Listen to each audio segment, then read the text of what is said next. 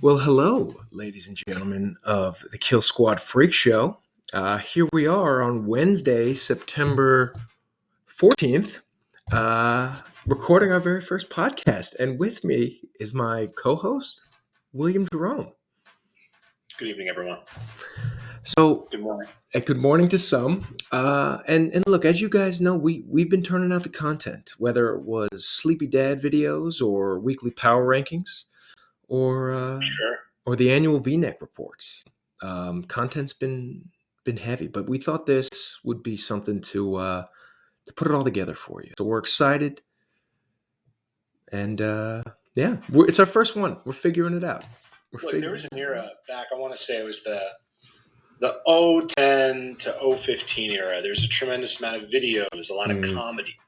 Guys were dusting off their SAG cards and really putting it on the line. I mean, I remember, Pat, you were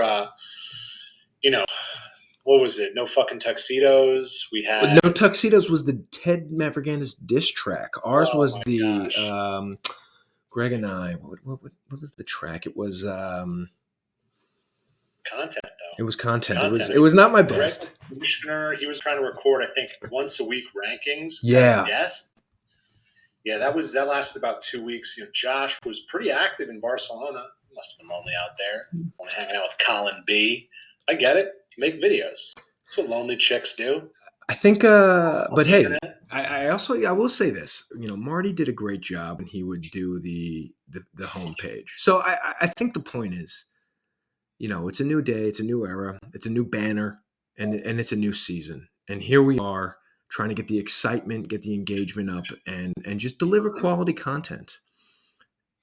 Yeah, and look, at the end of the day, guys, I want you to look up here and smash that like button. You're going to want to definitely smash that like button right over here. Down here, you're definitely going to check out all of our past videos. And yeah, so we're going to get into it today. We're not sure if this is a podcast yet or if it's just an encapsulation of the league for our bros. There's no platform. This is coming direct to you. So if you think about, Dollar Shave Club disrupting Gillette, that's what we're doing for podcasts. We'll give you a hard copy in your mail of this if you're interested in that. This isn't going to be on YouTube yet, unless it's good. Unless it's good. Unless that's the key. We're working the kinks out. We're going to work the kinks out. Pat, I think you're a bit of a historian of the league. Patty's historian. Yeah, I think it behooves us, and especially for me as a non-champ, to think about what does it take to be a champion. Yes. What are some of the tea leaves that we could read that would indicate championness? Yeah. So I wear many hats in the league, and one of them is certainly the historian. And I took a little deep dive into past banner winners and some traits that the teams have had. And a big one that I noticed, and maybe it's a bit data mining, but let's roll with it. It's day one.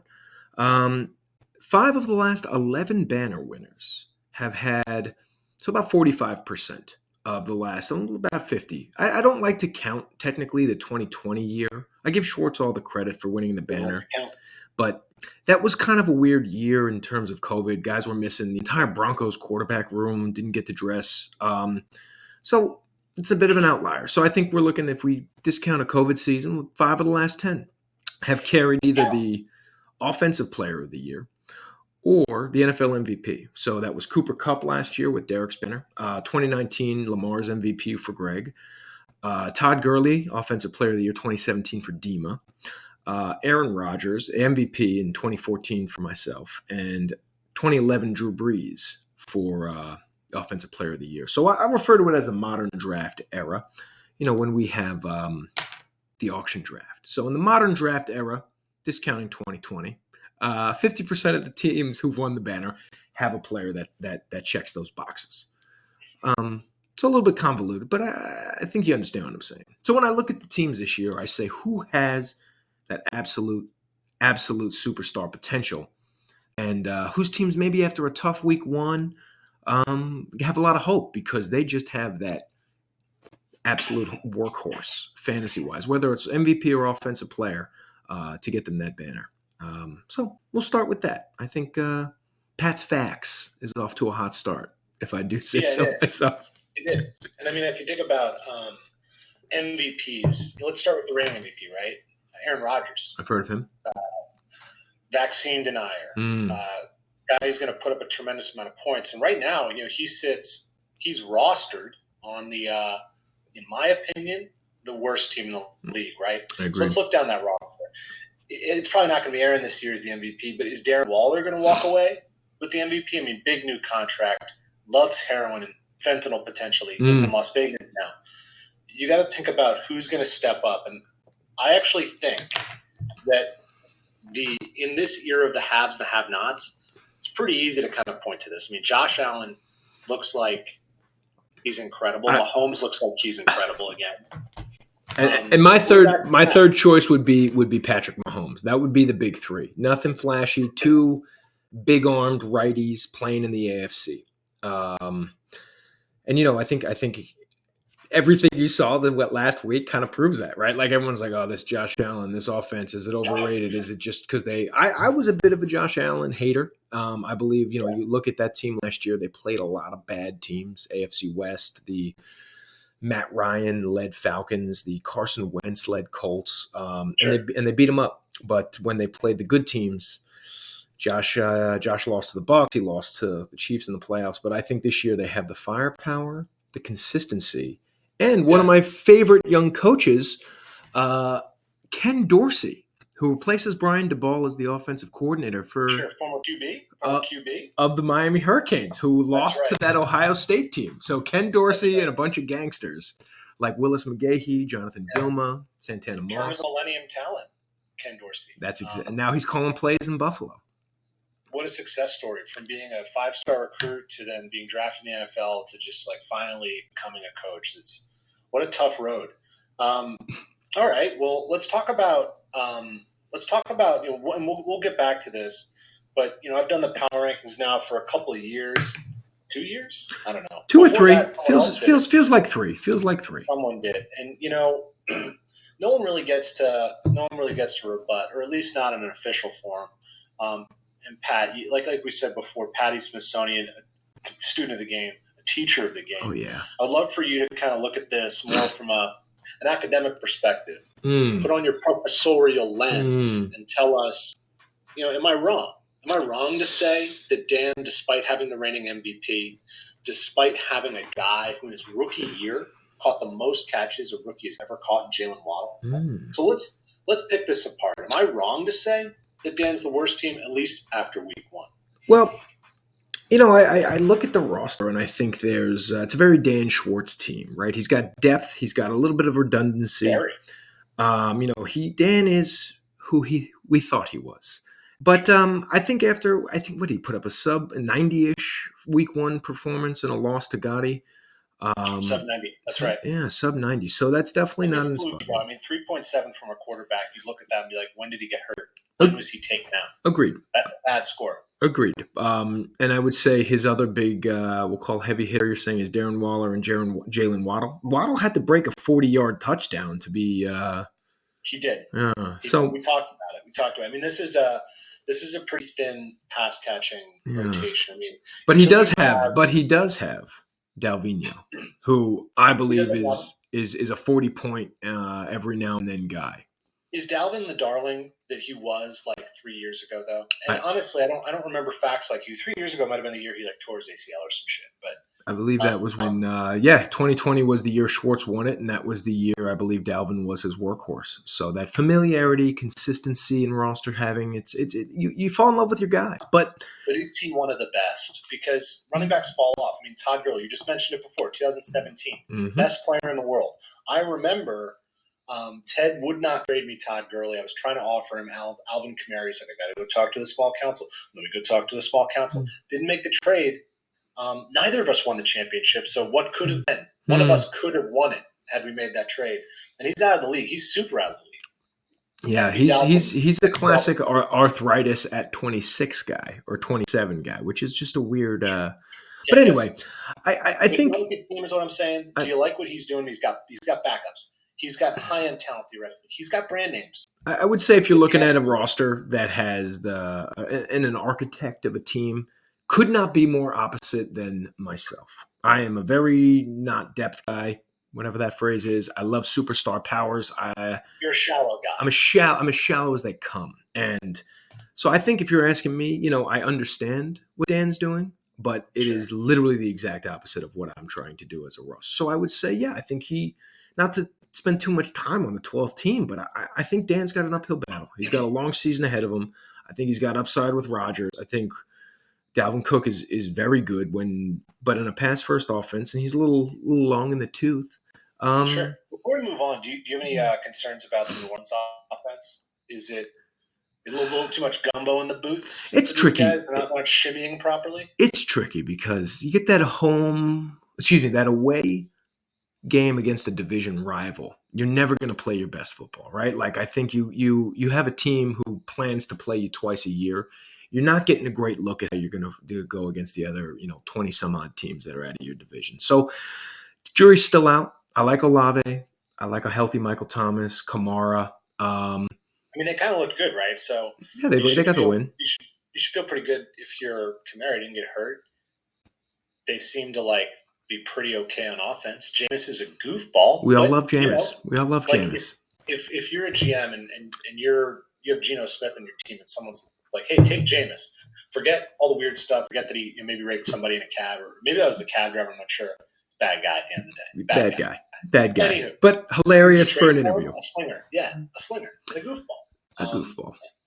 I don't know. I believe in Alvin, but so what have you done for me lately type of league? So let's move on. So do you think that Josh, who honestly, I feel bad for the kid. He took his licks across 2 weeks. Really, he had to take a verbal beatdown from me. Those were a long 2 weeks, and it went to the very last kick of the night. That it absolutely did. Yeah, that was a long week.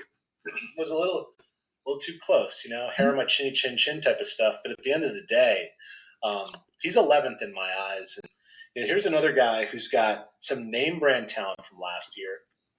Your own Deebo Samuel, which I do love Deebo. Honestly, maybe the rushing stuff wasn't a fluke. 8 for 50 something, a touchdown. What the fuck? And that was before Elijah got hurt. That game though is it was pouring. Yeah. They couldn't throw the ball. So that's just it was kind of cool seeing Justin Fields slide head first with his lineman after they took the knee. But the game was dog shit. And didn't get a lot of red zone coverage, didn't get a lot of love from the highlights. But jury's out on Deebo. I think we don't know what the offense looks like with Trey and some good weather. He gets. Is Lance that bad? We're going to get to this later. But I don't know, man. I've heard play each other in this game. Pretty interesting. They're both kind of the same guy. They are, and I think it's crazy because I think a lot of the Jimmy Garoppolo stuff is based on how untradeable his last contract was, and not about how they don't have faith in Trey Lance. I think they're like, look, no one's going to trade for a $20+ million quarterback who in a non-QB needy market. If someone got hurt preseason. Colts lose Matt Ryan, they're making that trade. So you're saying it's anti-competition. They just didn't want anybody else to see Jimmy G throwing 6 slants to DK or something. It's anti-competitive. I just think it's teams didn't want to trade for that contract, so they had to rework it in order to get Jimmy back on the sidelines because he was literally just throwing passes a block away in a practice stadium. But I think Trey Lance, the jury is absolutely still out. I think the Niners did the right thing by protecting themselves of getting Jimmy back at practice. But it's hard to tell. If Josh trades for him in a drunken stupor, we'll definitely talk about that. But if we're talking about Josh's team, though, just coming into this week, he's starting Kenyon Drake last week. He was having to start some guy instead of up until the last second Devontae Parker. I think that ended up being Sammy Watkins. Yes. We'll probably find on the waivers come tomorrow. I think Sammy will be very available at 11:01 tomorrow. I think he's going to be extremely available. Hot commodity, so available to pick up.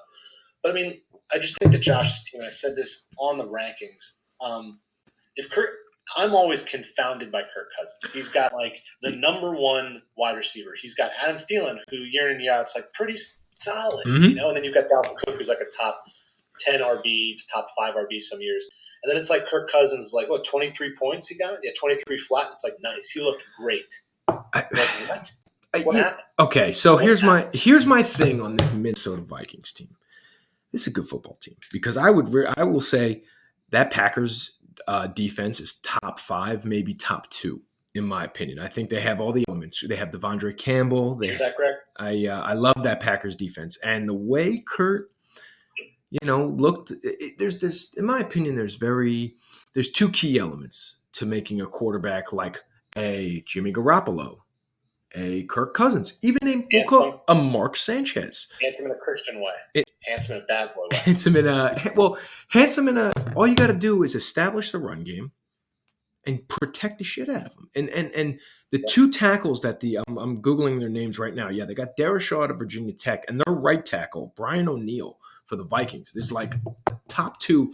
You talk about bookend tackles. It's like, how does a guy like Jimmy Garoppolo get so good? He's got the best left tackle in football. How does a guy like Kirk Cousins be really good? He just has time to throw. Like, they were able to protect Kurt to the point where he was able to distribute to some dude, Justin, apparently. This guy, Justin? I don't know that guy. Yeah. Upstart, I guess. But do you think that the Broncos have a good enough left tackle for Courtland Sutton to be able to perform in the way that I think Josh is absolutely going to – he's going to need Courtland Sutton to be a pretty prolific guy. Yeah. 12-point floor guy.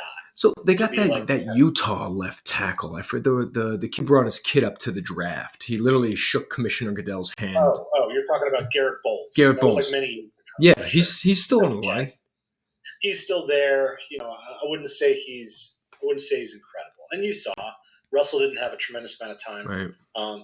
We've never really addressed right tackle. This isn't about the Broncos. It's about Josh. Do you, last call here for alcohol, do you think that Josh should move up? Was I unfair? Is this appropriate for Josh, being the second worst team entering week 2? Maybe worse. You tell me. I look at Josh's roster and I see 2 great running backs. I would say they're both top 10, but they're both in the back half of the 10. They're 8 and 10. Chubb is pretty consistent. You're gonna put Chubb in the top 10.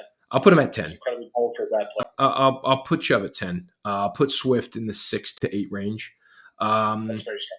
But I think Courtland Sutton, you're banking on the unknown, right? Like, I think we know, when you spend X amount of dollars on a guy, you try to buy. You're gonna have big games. Buy consistency. Yeah, but we don't know what that scheme looks like. We don't know. Nathaniel Hackett, the son of Paul Hackett, who was the co-architect of the West Coast system out with Paul. Patty Smithsonian. That's it, man. So him and his father, and Hackett's father, built the Niners offense in the early '80s with Bill Walsh. So, point is, that offense is pure West Coast. A lot of dump offs, a lot of quick passes, a lot of but that's not Sutton's game. Sutton's a kind of a jump ball guy who needs to move down the field. So I think scheme fit with offensive line questions, I'm not high on Sutton this year. So I think it's tricky. It's tricky because you don't know. You got one game. It was in Seattle. Couldn't really find a rhythm early. And I don't know. But if you're asking me if I'm thinking Sutton's going to get you a few 20-point games a year, I think, maybe 3. But yeah. But I'm not excited. That would be nice. Because none of the guys on the bench are like high upside. Like, at no point is Kenny Galladay be like, well, Kenny Galladay, like, we all forgot. Yeah. He rocks. Yeah, like, Josh's bench is the one that when I look at, I'm shaking my head a little bit to say. I saw him pick up AJ Green late. That was like a Sunday pickup. Maybe I'm going to invest in AJ Green when he's at his worst. I had AJ last year. AJ stinks. AJ doesn't have it anymore. Well, look, let's move on. It doesn't sound like you have any notes other than Josh's team is maybe in a pickle entering week 2. But let's talk about Apurva. And I've mentioned previously that Apurva, to me, has the most interesting situation. I mean, it's the most discussed topic on the real pods, and that's what the heck is going on with Cam Akers. I invested in Cam Akers in another league, and as somebody who started him in just a random league, I don't care about Jordan's friend league. Some friends I am. But I started and was like, what the fuck is this? This is unacceptable. I obviously invested a high draft pick. He invested $30-something. It's damning for a guy to do that to a guy as good as Apurva. For what he's gone through, Apurva, for him to do that to him. I'll tell you. Apurva's a team I'm excited to talk about because I know this team because I played this team. And This team is not one I want to see in December. I think we talk about the Justin Herbert factor. I think Herbert is going to win the MVP. I would bet Herbert or Josh Allen to win the MVP. I think Derrick Henry. As it stands, I would love to see a Purva when it matters. As it stands. As it stands, right? You're on the record. But so you're saying I was being a little bearish around. I was being a little Noah when it comes to his performance. A little bearish, yeah. I think I just obviously you go off what you see. In week 1, he maybe broke 100. I was fortunate to get him on a softer Derrick Henry week, and obviously the goose egg from Cam. But so let's get deeper here. Let's take a forensic look at this. You're that bullish on Justin Herbert. You think he's going to be MVP. You started this entire show by saying MVPs win leagues more often than they don't. It's nice to double up. It's nice to double up with an MVP. Joshua Palmer is probably not, people's eyes aren't staying on his name very long. But right. I see that a Purva is starting him again. Keenan Allen is now hurt. Who knows what's going on right there? All of a sudden, you've got Diggs, Amon-Ra, Judy, 18, 22, and 16 last week. I like that. Pretty solid. And then you've got this guy who's going to step up into the MVP's passing cone. And talk about it. Let's talk about it. I would just say, look, you said it right there. Amon-Ra, I think he, that was a fun game. 38-35. I think he caught a touchdown late. My heart sank. Imagine if it was anyone but Goff. Imagine if it was somebody. I know. Yeah, that'll be if Jimmy G goes there someday. I could see the Lions dropping a couple games and be like, yeah, here's a third rounder. Just give us Jimmy G. We'll pay his salary. Who cares? They're close, man. Their offensive line's really good. Fun thing about the Lions, the guy John Dorsey, who built the Packers, drafted Rodgers with Favre on the roster, drafted Mahomes with Alex Smith on the roster, built the current Browns team, is now in a non-general manager but player personnel executive role for the Lions. He's aging backwards, but no, he's the architect behind the Lions these days, and John Dorsey knows how to build teams. So that offensive line got very good. What would you say? You said they had a top 6 potentially running back. They've got Amon-Ra, who we all love. They have DJ Chark.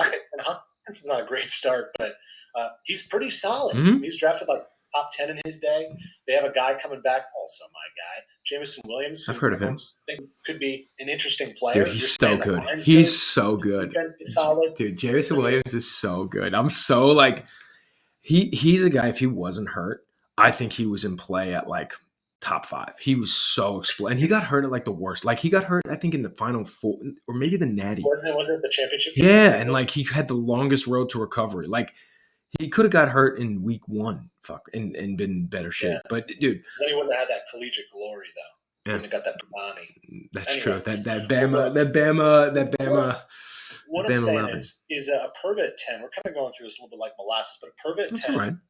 I think as I look around the league, that might have been too harsh because of the Cam Akers news. Because Derrick Henry had a bad game, but he's also Derrick Henry who's been drafted as a top 5 running back unanimously. Still today we would draft him in the same way. Stephon Diggs is top 5. His team has a lot of talent. Matt Prater in the field goal unit. A future team name he could use, but it's a Purva. No, we're not seeing anything but the side. Like I said, I think his team is very, very good. I think getting a combined 8 and change from 2 running backs will just never happen again. Cam Akers is a good player, man. He's a good player, and that's the problem when you're coming off an injury and the coach goes with the hot hand. I think there was a lot of not a lot of whatever we're calling this podcast. Every media outlet made a big deal out of the Cam Akers 0. I don't think that's going to happen. Melvin Gordon is an unacceptably bad football player. I agree. He's getting touches in the year 2022. I frankly think it's hogwash. Melvin will always be number 1 on my shit list from that 2019 holdout. So you don't have to tell me about Melvin Gordon. Yeah, make yourself worse by sitting at home. The Le'Veon Bell story. So let's talk about number 9. It's ass-eating season. The all projections team. Yeah, Ted was getting a lot of loving for that rookie Texans player, Dameon Pierce, obviously Etienne. I will say Lamar against my Jets. Dude, Lamar is so good, and I think Lamar is just going to be – he couldn't really run. I would say, I watched every snap of that game, and he didn't have a lot of lanes to run in. I was a Lamar owner last year.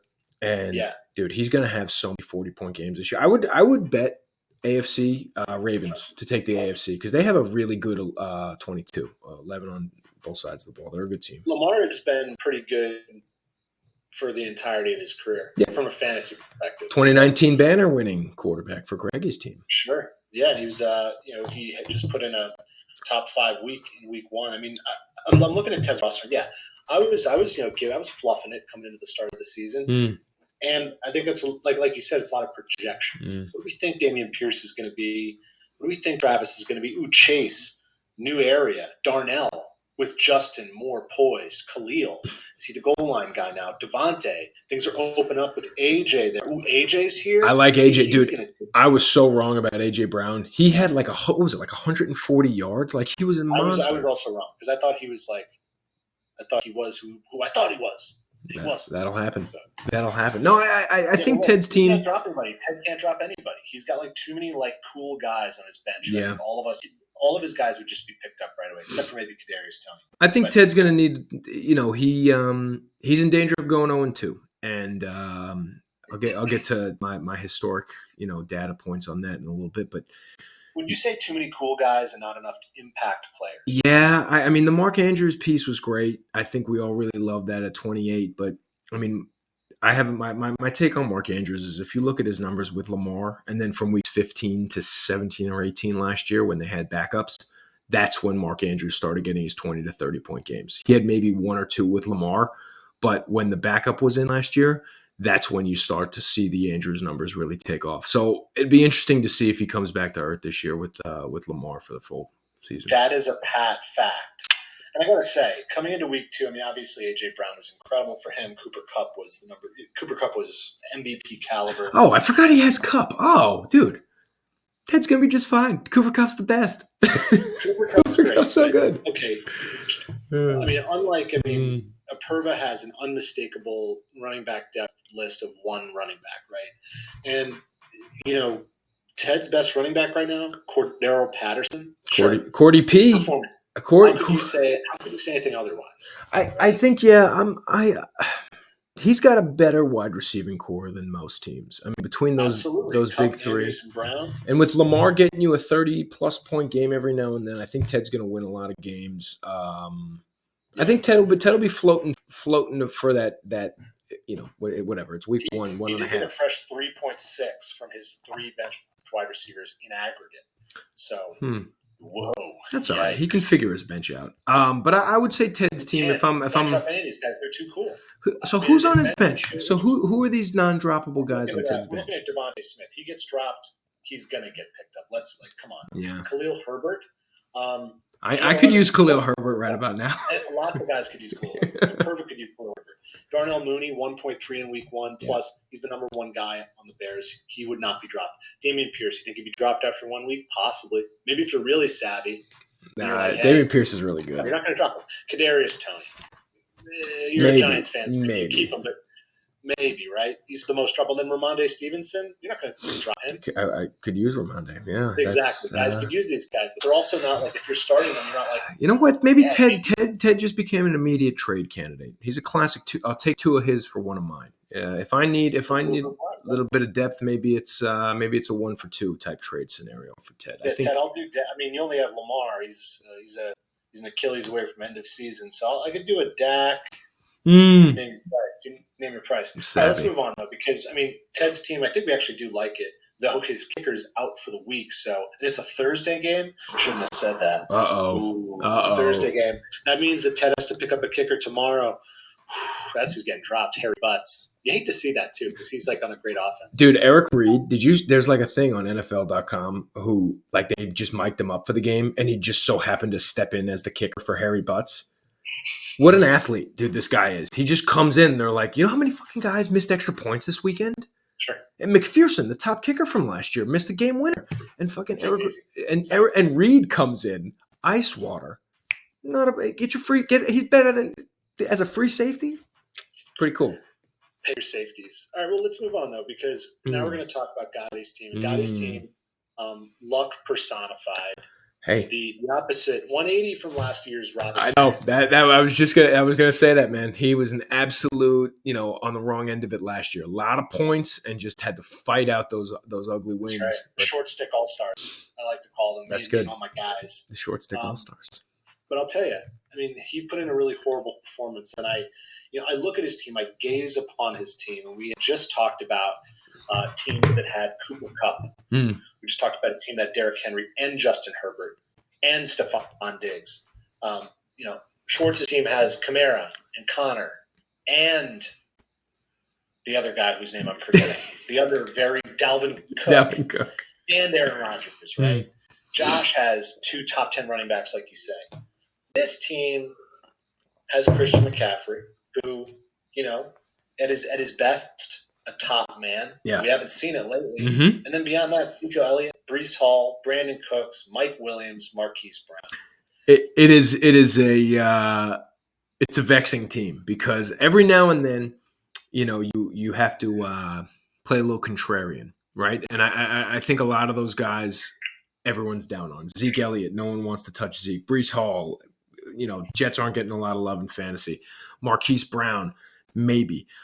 I think Mike Williams. Mike Williams, too. Mike Williams is awesome. Dude, I'm so excited for Mike Williams on Thursday night with Keenan out. Did you throw Greg a trade offer in the first 5 weeks last year? I did not, but that Mike Williams had like 4 30-point games. So I think when I look at Gotti's team, I think he's zigged when a lot of people zagged, and there's a lot of value in that in fantasy. I think he 96 doesn't give you a lot to be excited about. But he has Darrell Henderson, though. I mean, because the Rams RB1. Darrell Henderson, all of a sudden, the projection all-star, 15 projected this coming week. I could use that. That's mixing numbers. Everyone could use 15. Everyone could use 15. That's a projected guy. That's his third best guy, and he's just kind of like, nobody wanted Darrell Henderson. No, I thought I would get him for like a $2 end of the draft guy, and here it is. Gotti did that last year with Cordy P. Gotti is a value guy. Yeah, I think he actually picked up Cordy P because there's no chance that anybody was like drafted the 30-year-old converted kick returner. No chance.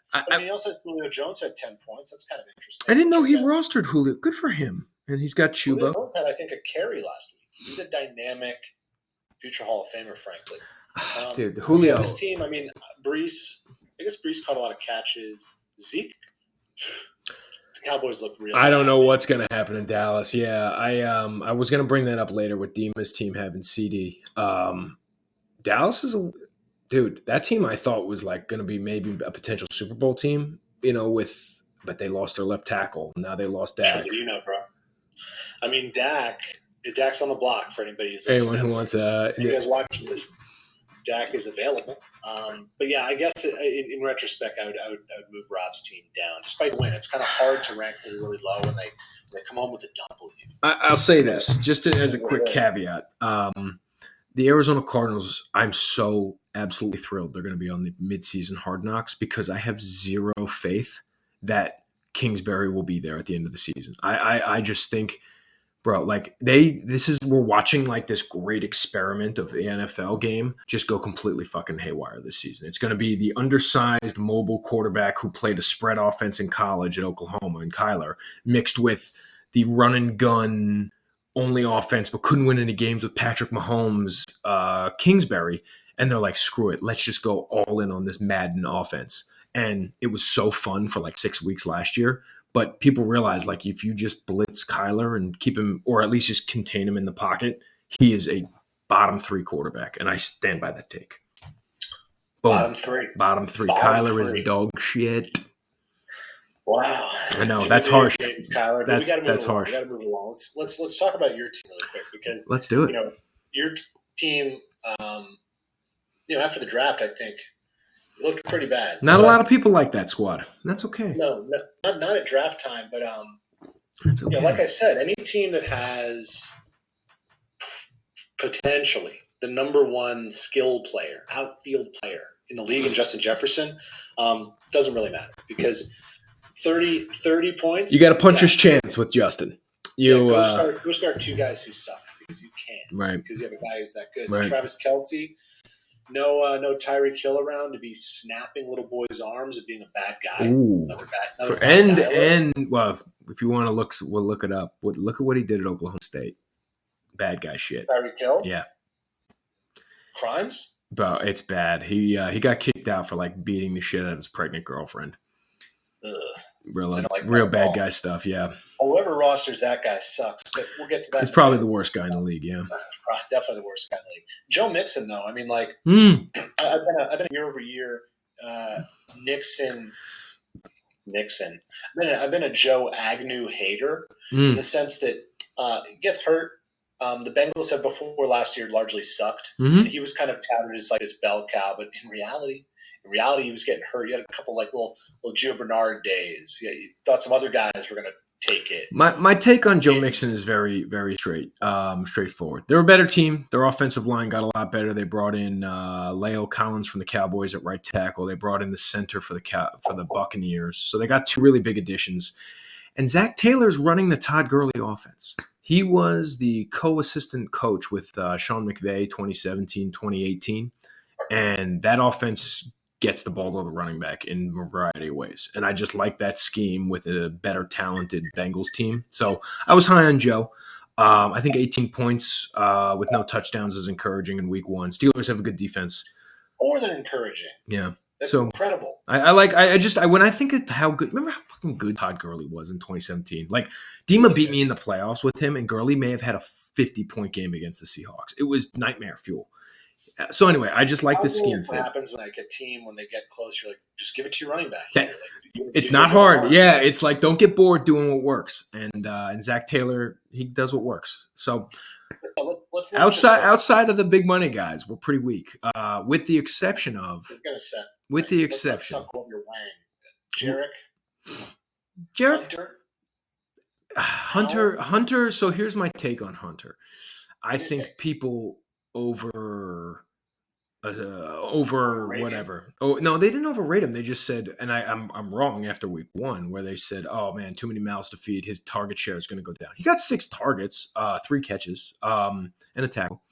But Hunter to me was a safer pick because I just feel like teams will scheme towards Adams and he'll have a lot of single coverage. Because what's the alternative, right? Like you've got Alan Lazard who. And that's you're kind of setting and praying a bit. Not in the slightest. Alan Lazard is my golden goose this year, man. Alan Lazard, efficiency wise, doesn't drop the ball, and he's a big body receiver in a team that needs it. And I saw an interesting tweet, and it's a weird one. But Alan Lazard's career numbers are identical to Keenan Allen's 2021 targets, catches, yards, and touchdowns. And what that means to me is give this guy the opportunity. He's going to get open, and he's going to catch it. And he was hurt a few games last year, but I think we know how bad that offense looked without him on Sunday.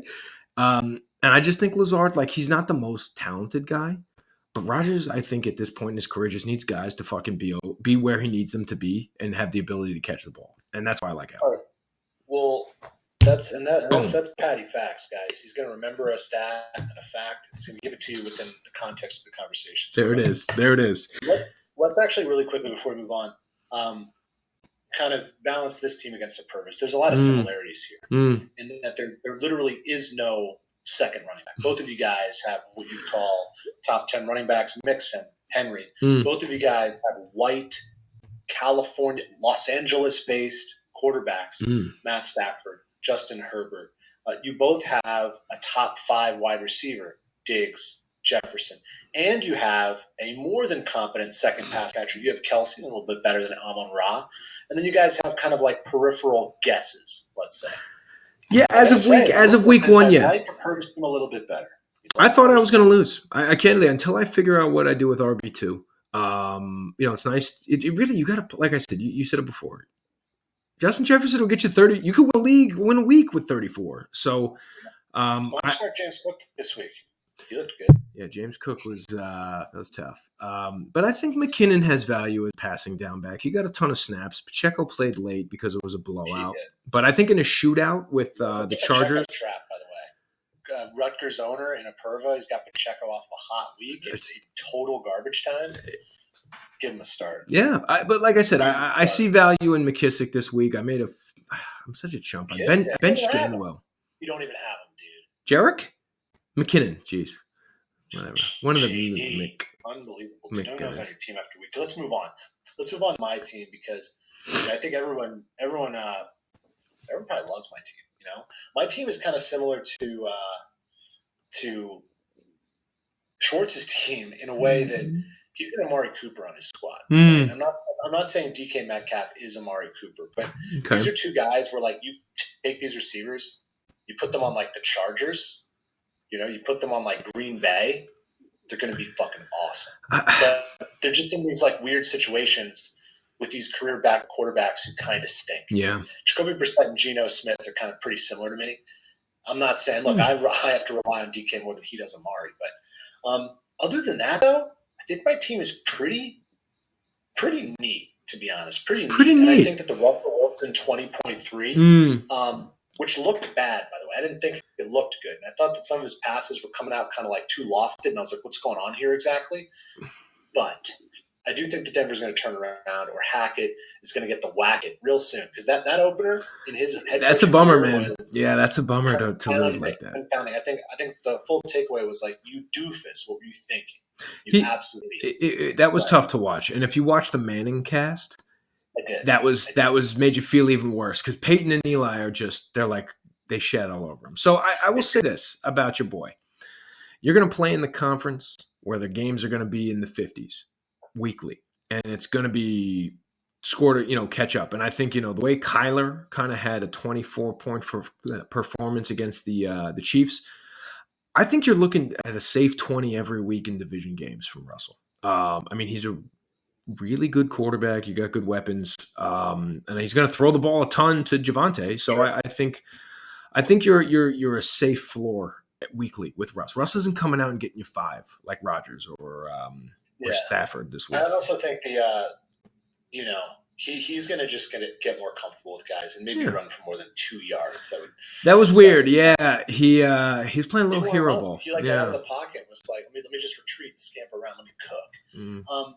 But look, my team is a little Seahawks dependent. I did think Rashad Penny looked fine, but it kind of like didn't have the game plan. Like, Rashad, make it happen. They kind of needed to. You're to me, the way I look at your team is I see you drafted Austin Eckler to be a 20-point game guy like he was like 10 out of the 16 games, 17 games last year, and he had a soft week.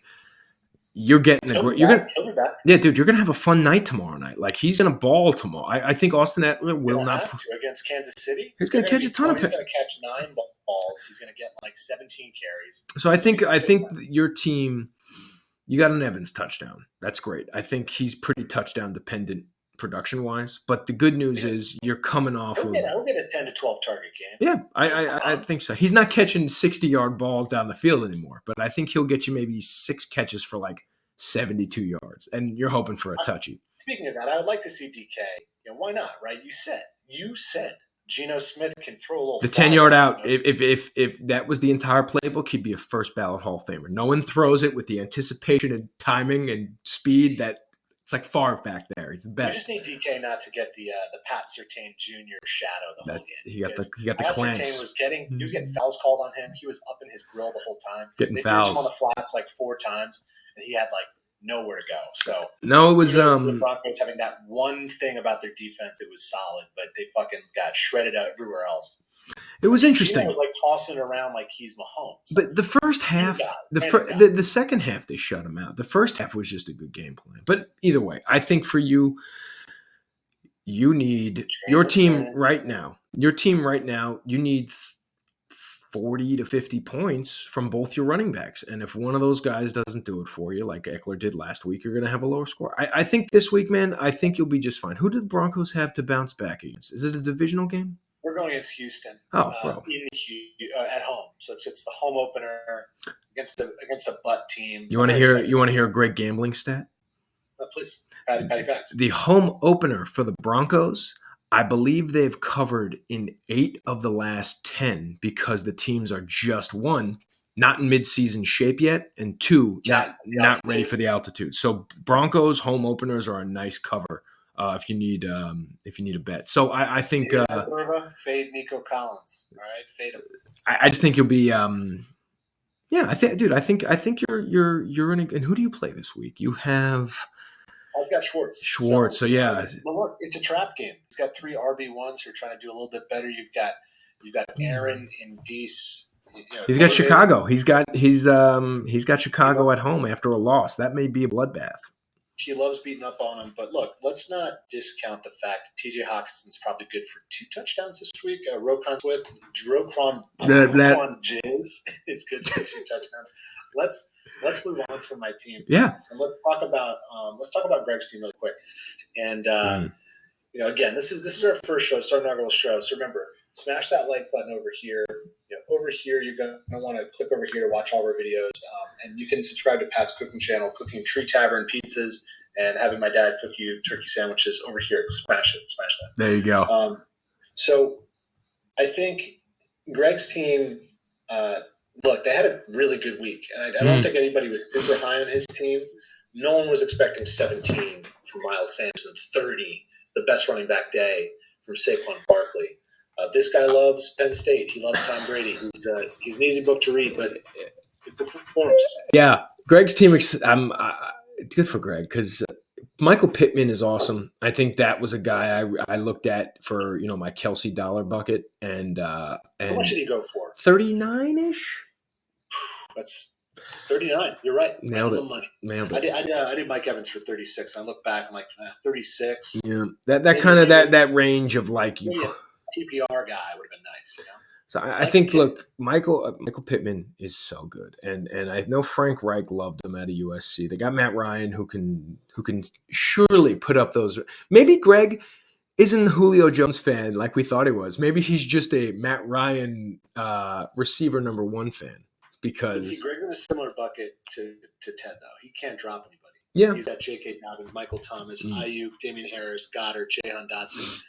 And look, I'd like to see him start Allen Robinson again. Yeah. Just because of the Penn State, the Nittany Lion pedigree. Because you could easily start Michael Thomas, probably should. I didn't realize Greg had Thomas. Starting him last week, he would have had $50 in his pocket. Would have had it. Yeah, Greg's got a good team this year. Sneaky good team.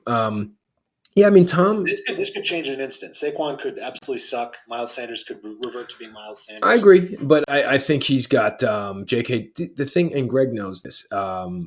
The Lamar Jackson RB1 will get you a ton of touchdowns. And if J.K. Dobbins is the clear one, because I think he had Ingram the year he had Lamar. And, you were getting 20 points a game from Ingram on touchdowns alone. So I think the J.K. Dobbins is a good value because last week, I started Mike Davis. They were splitting carries between Kenyon, Mike, and this other guy, 43. Yeah, really good. It was a good start for you. Hey, his player props were advantageous. I saw the player props. I was like, Vegas believes he's getting looks, so I'm gonna bank on him. Mike Davis pedigree. That's Mike Davis stinks. You take out Bateman because they had 2 touchdown Duvernay, Mike Andrews. Who knows what Bateman's ultimate week to week performance is? But if J.K. Dobbins is, as you say, a vintage Ingram from when he's given great press conferences. He's at the height of his career down in Balmer. Yeah, I like this team a lot. And look, Damian Harris just is a guy kicking around the bench at 14 touchdowns last year. Dallas Goedert could, let's see what happens. Jahan Dotson had 2 touchdowns in his opening career. Dude, shout out to Greg for owning Jahan Dotson because that is every person's go get that guy on your waiver wire. That's how good our league is. We're ahead of it. His ownership outside the Chesapeake Bay Area prior to week 1 had been nothing. And the where the fuck is Penn State located? Anyway, if you're a Penn State fan, you knew Jahan too. Yeah, State College, more like Bay there you go. Knowledge. Got him. Sorry. Boom. I did get them, but let's move on. Okay, so Marty's team, and this is a team that I swear to God, it's ranked too high for my liking. I'd like you to just knock me off my pedestal. Tell me how wrong I am. Break Marty's team apart. Now he's got MVP material, Pat Mahomes, but beyond that, as I said, not a single player that you're like, ooh, superstar. It's a very Marty team. It's a very Marty team. I think he got a little. I don't know, and this is my own personal belief. Clyde Edwards, as they say, has outkicked his. That will be the Clyde Edwards game of the year. Stop. Don't besmirch Clyde. I know you were a Clyde guy in years past. He was good at LSU. He was Joey B's bell cow. But I think that's yeah, we'll see. But he had 2 receiving touchdowns. I mean, having a running back having the double up with that double up for a running back quarterback combo is the best. That's Here's amazing. The secret, though. He put up 130, basically 129 with Clyde on the bench. I mean, he's got a lot of actual people he could start. Like Keenan Allen's hurt now, but he would start every single week. David Montgomery would start for most teams in the league, but he has to start Clyde after that week. So he just has to wedge him in there, and then he's got to just stand behind Josh Jacobs going up against Arizona. Sure, they might tear him apart. I like Josh Jacobs this year. Josh, to me, is a guy where defenses have to defend Waller, Renfro, and obviously Devontae Adams, which is going to take a lot of guys away from the box. So I think you're going to see a lot of 5-6 man fronts for Josh to run against. So I like Josh Jacobs this year a lot as kind of a low end running back. But I mean, look, outside of Mahomes, I mean, Elijah Moore, Chase Claypool, obviously he's Reek? You like Reek? I think Reek is going to be I think there's going to be a lot of games where Tua is. I was back in the Patriots this weekend. I thought they would cover the 3, but I think Mike McDaniels is a great game planner. He had all off season to game plan for week 1. But I think on a week-to-week basis, we'll see how good he is because Tua is not a guy who can drop back and throw the ball 30 times in a game, and he needs a very specific game plan to do it. So we'll see if he can do it 16, 17 weeks in a row. Let's talk about the Jets really quick. There's not a lot of guys out there who know more about the Jets than you. And it's a pathetic, depraved fan base, but someone has to know about him. Someone's got to. He's got this particular guy we're talking about. He's got Elijah Moore, who I owned for a spell last year. You know what he can do. He was incredibly rewarding. He's good. And I think if you actually look at the talent on the Jets between Elijah Moore, Garrett Wilson, 4 catches for 52, 8 targets. I mean, look, Flacco threw 59 attempts. That's crazy to me. I know.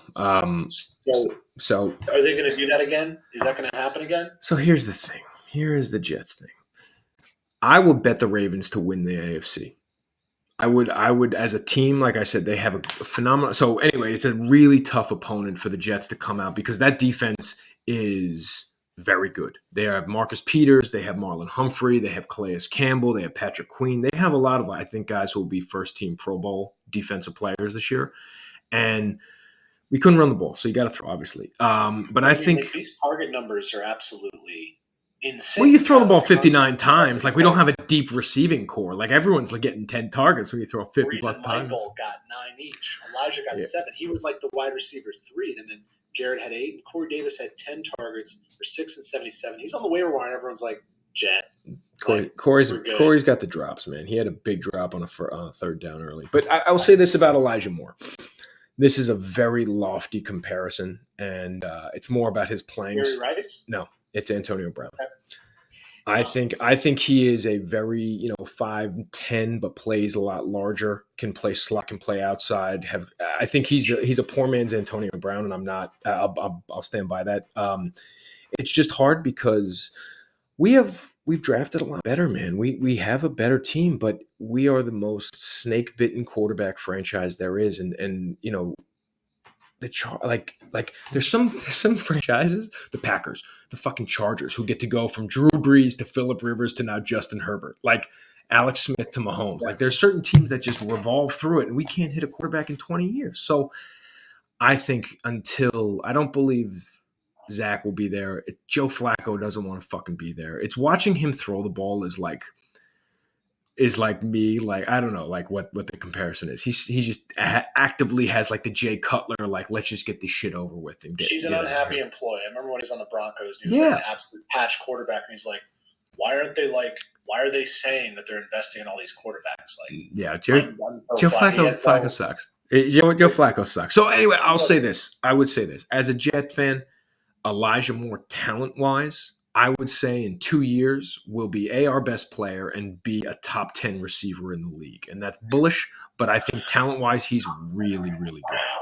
Not if Garrett has something to say about it starting this week. Dude, Garrett's also very good too. We have a good roster. I just think you know what happens? The Ravens will not sign Lamar, and the Jets will sign Lamar and will win the next 30 Super Bowls. Book it. That would be very fun, but then you're like all your wide receivers you just drafted, and you're like, well, this sucks. They're gonna be blocking. Yeah, they'll be blocking. But anyway, let's keep it moving. Dima. This is the team. This is the team. This is the most we talked about. It's a Schwartz team. This is the most Dima team. Marty team. This is the most. I love it. Team of a guy I've ever seen. I love it. Yeah, if you had a blind resume, if you just looked at the roster, you're like match the roster to the person. Yeah, that's exactly it. This is Thouso P. Dima. I mean, I think he was basically bullied into getting CeeDee Lamb at the draft because his team name was still CeeDee Lamb, and he had no one. He was like so scared to spend. So he got CD, who now looks like. I know he's projected for 11 this week. How? Let's get real. DJ Moore. I mean, what's up with Baker? I mean, because in Cleveland it was like Baker couldn't air it out, and then Robbie Anderson had a great week, and then we can't do anything. And you're like, what's up? That doesn't make any sense. I think until the Bullet Boy comes back in like week 6. Bullet Boy. You keep riding, I guess. People were hating on Gibson. There was a lot of chatter in the preseason. You probably know this from the Garner fam. Is he was running with the punt team, right? Like he was like a special teamer. Yeah, I mean, I think Josh, like pretty shit faced during the draft, was like, "Did you hear? Like Tony Gibson's like just doing special teams." That's right. I had heard that too. But I think that scared a lot of people off. And Tony Gibson's fucking great, dude. So Memphis it scared people to gunplay is what it did. I mean, it terrified the entire area. Yeah, but he's coming back in week 5, so I can't. Najee Harris, I hate Najee Harris, but here we are. Here we are at the number 3 ranked team who just put up a 126 burger. How did he put up 126? Because I think Joey had a lot of points late after just the worst start. Like I felt for Joey. 22 points. He had more than he had 4 interceptions, right? And a fumble. Maybe he had 3. Yeah. He had more points than Dima's team had Dima's team got 36 from a defense and a kicker. That's how he got that score. Okay, that's how I was wondering how you. Young Ho, the Dolphins' defense last year was awesome. They were good. They turned the ball over. Yeah. Young Ho also is awesome. I had Young Ho 2 years ago. He was like an automatic 12. He's good. He's good. Young Ho's great. I don't like people on the Falcons. I don't like people on the Falcons who wear number 7 because obviously Mike Vick, but Young Ho has earned that number. But I think my thing is this. I had Najee last year. Najee's great.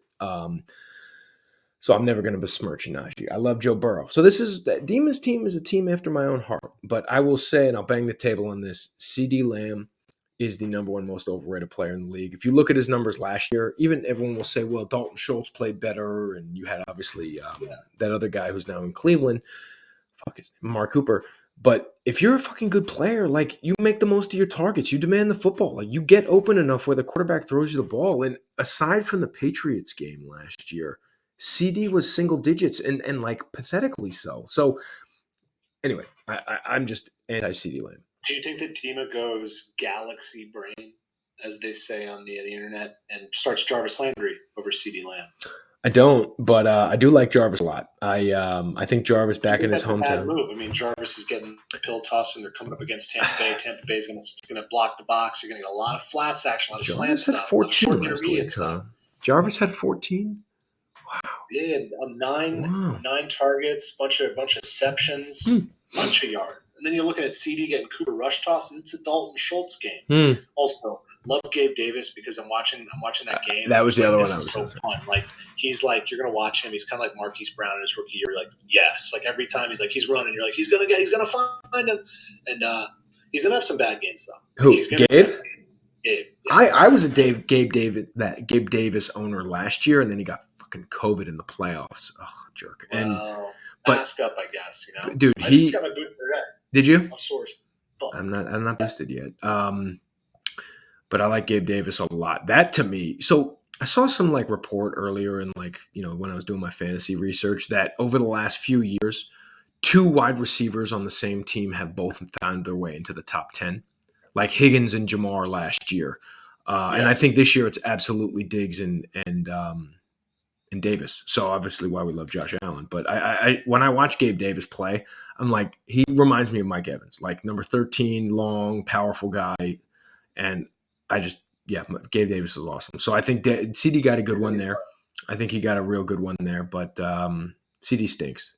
So these are a lot of name brand guys. I mean, they really are. He's got like some of the most branded guys. Yeah, but I like Dima's team. I love it, except for CD Lamb, because for whatever reason, I fucking hate CD Lamb. I really don't like Najee Harris. I mean, he had last season the most touches in the league by a player by like a magnitude, like a ton more. Like I looked at Jonathan Taylor's touches and I was like, holy shit, he got like so many touches. Was he far and away leading the league? Like holy crap. Yeah, he just broke a bunch of 60-yard touchdowns. Like 75 fewer touches than Najee is the number 2 guy. I'm just like, what game plan is this? This guy averages about 1 yard a carry, catches the ball, just like pumps his little slow legs, doesn't go anywhere. They're like, we love this. It's a lot of what I was a Najee owner last year, and I'll say he really benefited from Ben just throwing the ball like without even reading a defense. Like Ben just got the ball, he was just done. The second he got the snap, it was out of his hands. So Najee, to your point, touch wise was just great for like 6 catches,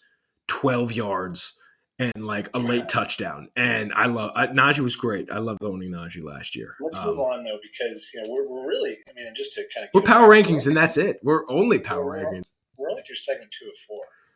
Well, a good thing we got another 16 plus weeks to get after. Really quick. Number 2, let's talk about it. Bacher, quick hits, lightning round. My favorite team in the league. My number 1 team. Number 1 wide receiver. What about Michael Carter? Is he here to stay?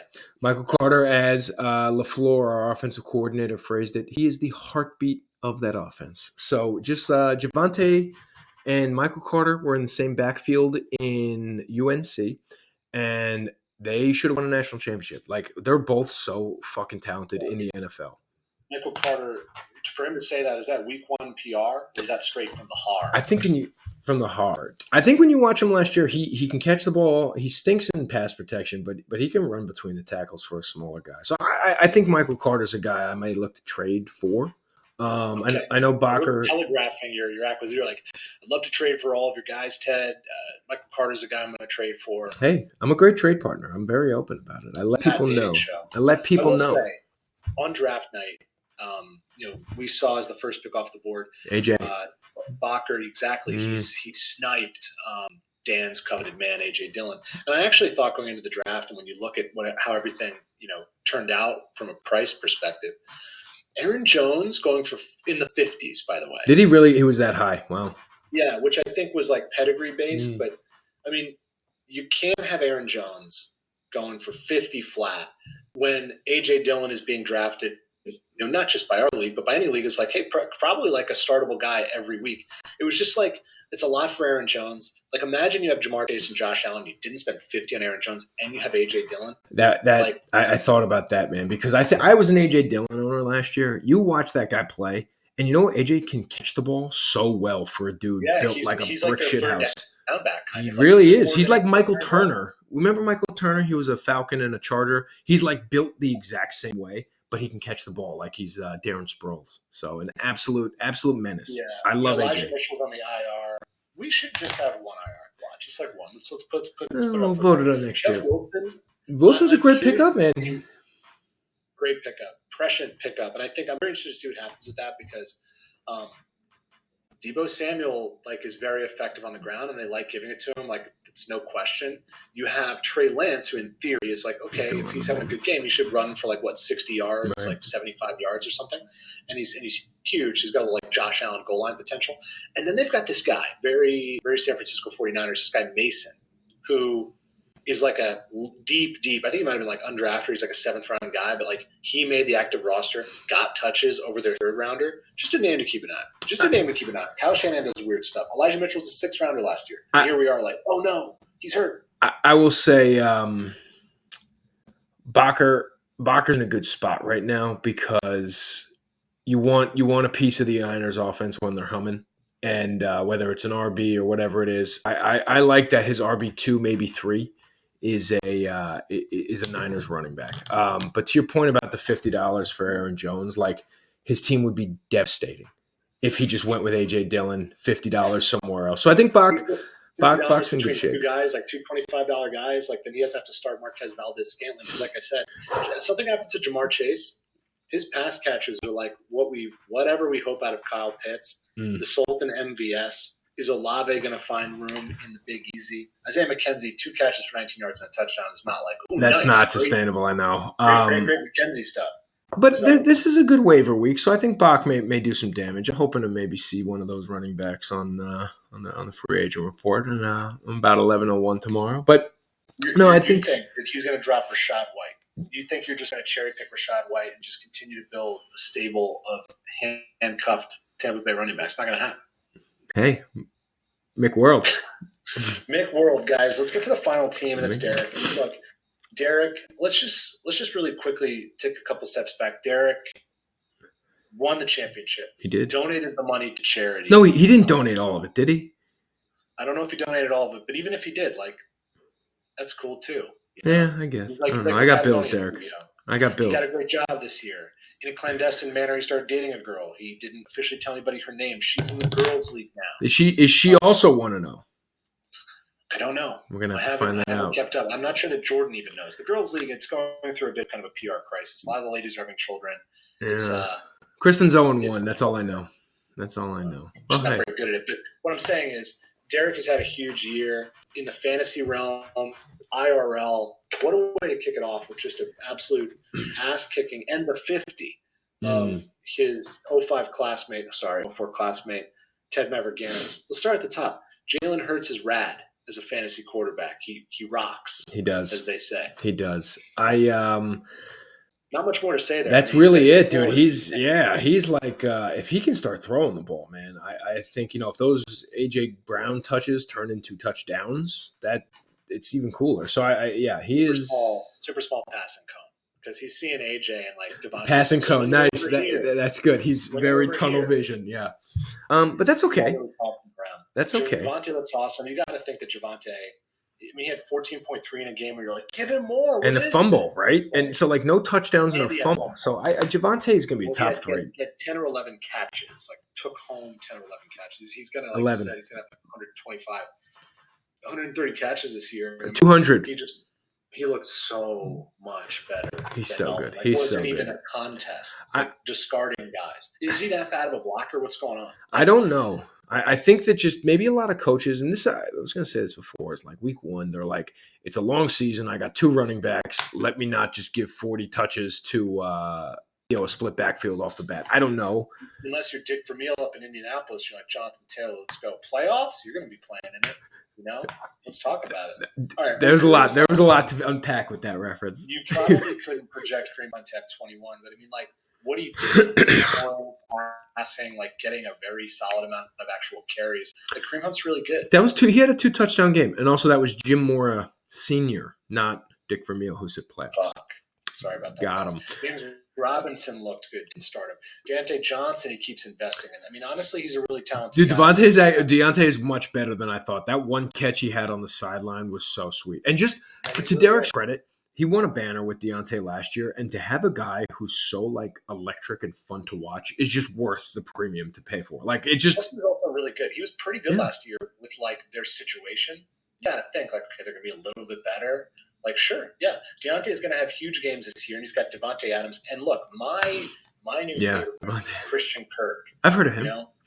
Christian Kirk, like, as anybody preseason PR, they're like, look, Christian is not just the heartbeat, the entire nervous system of our offense. Like, he's such an important part. Like, they were really touting Christian Kirk as a pickup. I'm like, Christian Kirk? Well, they paid all that money for him. They had to back it up. But what do you have? 100 You have to say that. Yeah, he had like something silly. He had 12 targets for 6 catches and 117 yards.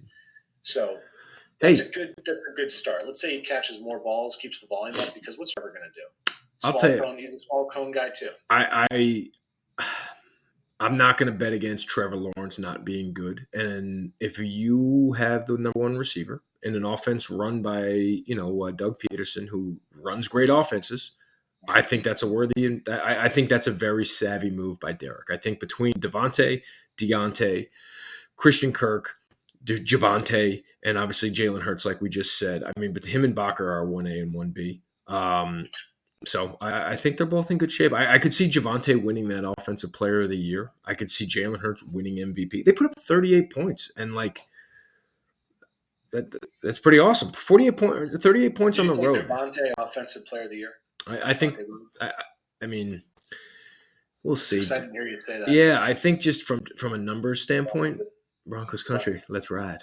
Javante's good, man. He's really talented. So I think, yeah, Derek's gonna be tough to beat, man. Derek's gonna be tough to beat.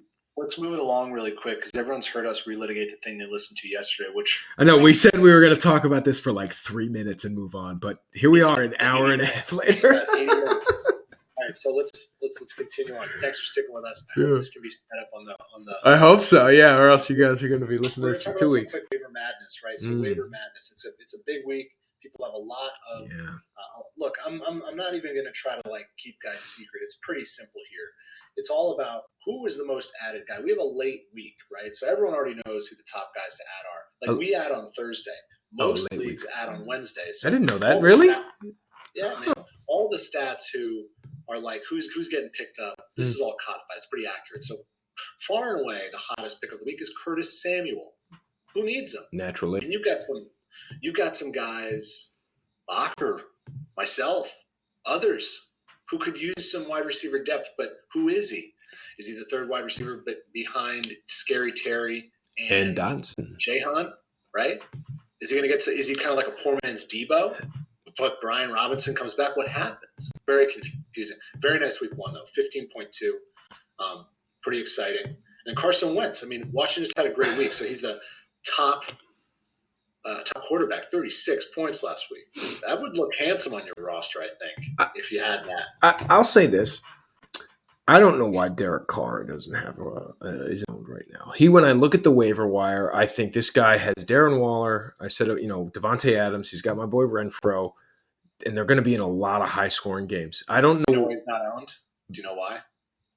Because he put up 17 points with everything you just said. He had a few picks. That's okay. I really think that you can do – there are teams on the roster in the league this year that can do a lot worse than Derek Carr. And the Chargers have a good defense. Like, they have great pass rushers. Yeah. They have Derwin James. They have a good defense. For my money, he's a poor man's David Carr. But, he was the 20th best quarterback this past week.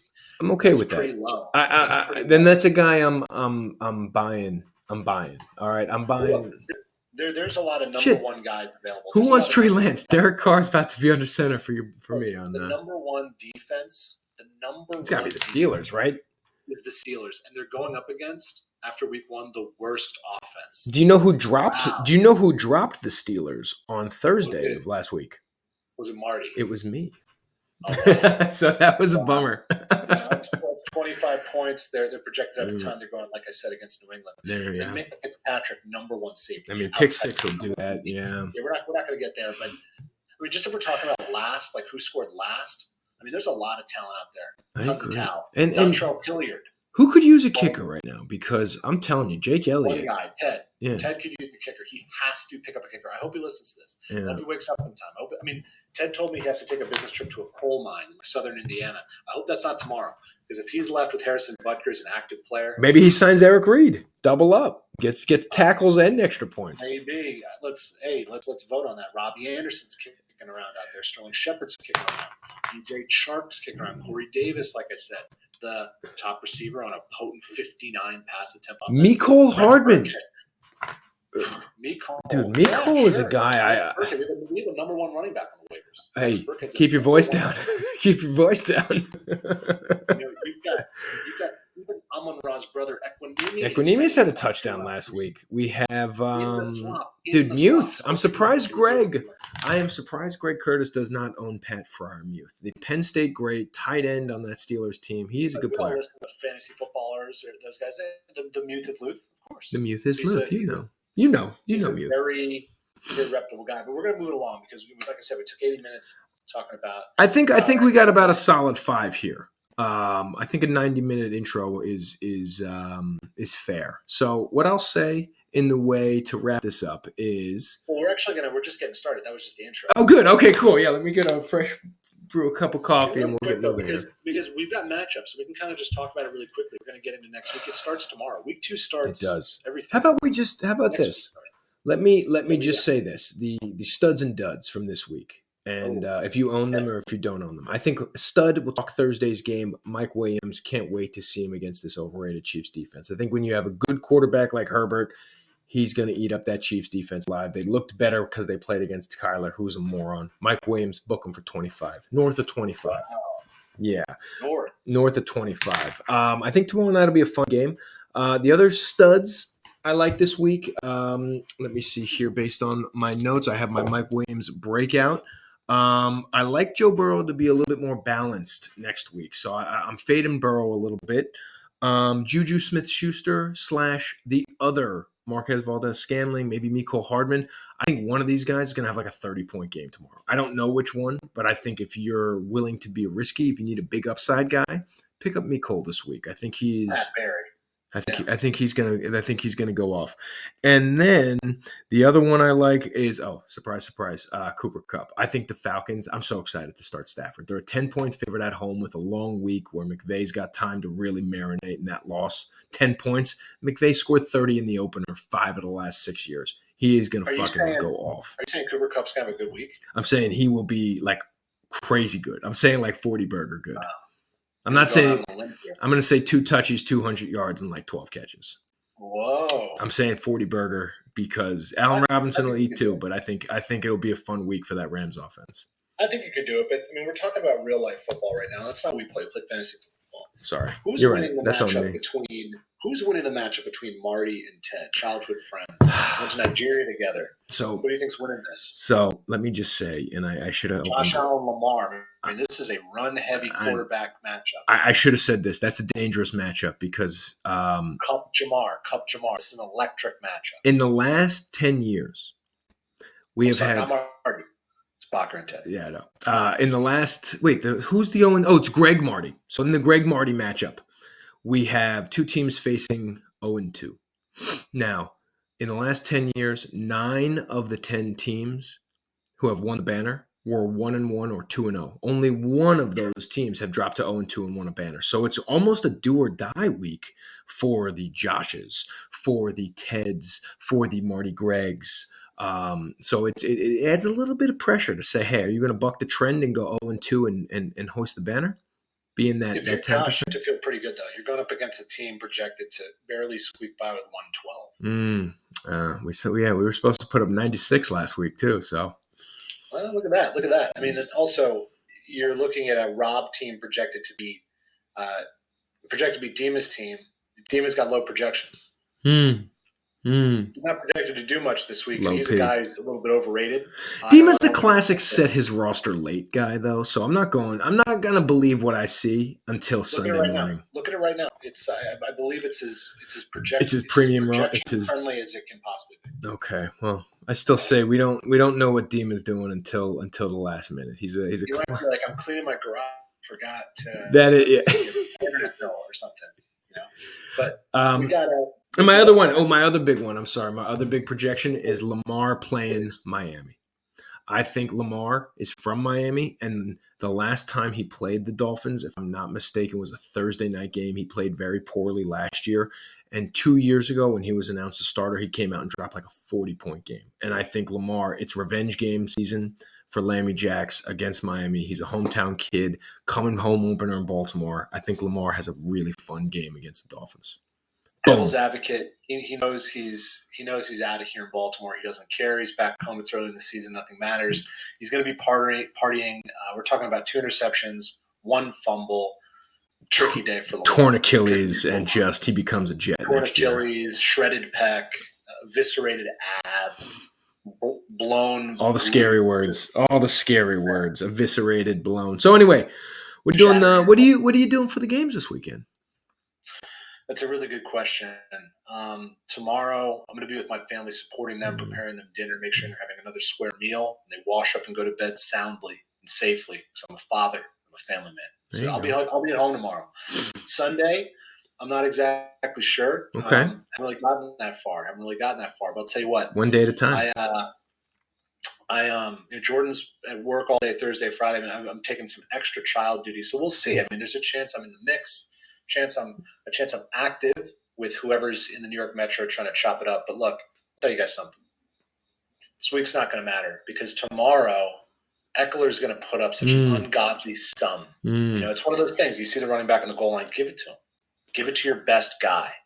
And that's what we're going to see tomorrow. The best man on the field, Austin Eckler, a darling of men. It's going to really bring home the bacon for me. I'm excited, man. I think you'll get a nice game from Eckler. I will be in LBI with the Dennehy's. So if anyone wants to come to the Porthole on Sunday, I might be at the Porthole watching some football. We'll see. LBI. Yeah, the Dennehy's got a beach house for the week. So it's me, Claire, Kristen, Lily, and the Jays, Jim, Jane, and Jack. Maybe I'll pop by. Because it's kind of late season. Dude, it's classic Dennehy beach weather. You got fishing, you got great waves to be pitted. Long sleeve tees, yeah. The sun is the heat index is like a 3, so we don't get burned. It's the Dennehy season is September beach weather, man. So we're ready for it. It's an exciting week. I think we're gonna wrap this up. Look, guys, leave everything you think down in the comments. Smash that like button up here. Absolutely smash it. Eviscerate the like button. And we're gonna continue to tweak this. Maybe make it shorter and more efficient. Maybe bring on some guests. If Marty could get Nate Burleson to maybe log into one of these, then that would really make our day. Yeah. He knows people. He works at CBS Sports adjacent individuals. I do think it is very funny that we had multiple segments we wanted to get through, and just know there's a lot left. This is the tip of the iceberg for our audience here. So we got a lot of content, a lot of games left, and we're gonna get better at this. We're gonna have a great season. We're gonna have a great season. All right, guys. All right. Well, have a blessed night. Peace, have a great week too. Love y'all. Okay.